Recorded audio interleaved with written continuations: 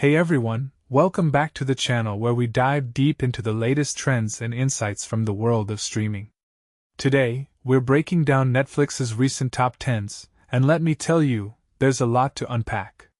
From the strong debut of The Last House to the continued success of My Life with the Walter Boys, it's clear that Netflix is still the king of keeping us glued to our screens. But what's really fascinating here isn't just the numbers, it's the stories behind them and what they tell us about viewer behavior and Netflix's strategy. First up, The Last House.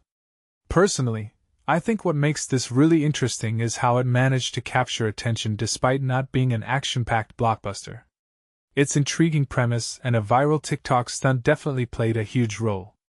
In my opinion, this highlights a bigger trend: the power of social media in driving viewership. What many people don't realize is that a single viral clip can sometimes do more for a show's success than $1 million marketing campaign. If you take a step back and think about it, this raises a deeper question. Are we seeing a shift in how content gains traction? Now, let's talk about My Life with the Walter Boys. Season 3 debuted with impressive numbers, but here's the kicker: viewership dropped by 23% compared to Season 2.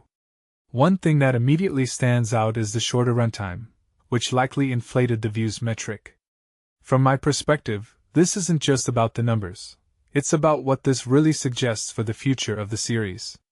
A detail I find fascinating is how Netflix seems to be banking on early renewals, even with declining viewership. What this really suggests is that they're playing the long game, betting on the show's loyal fanbase to keep it afloat.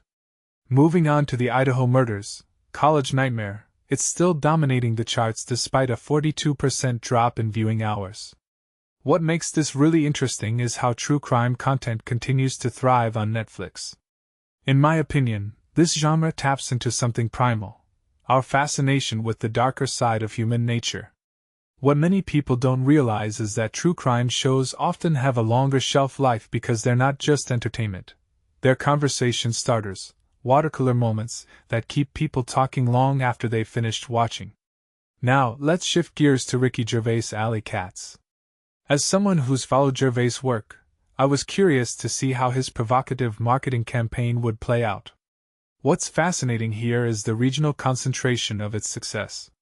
The show did well in certain markets, but barely made a dent in others.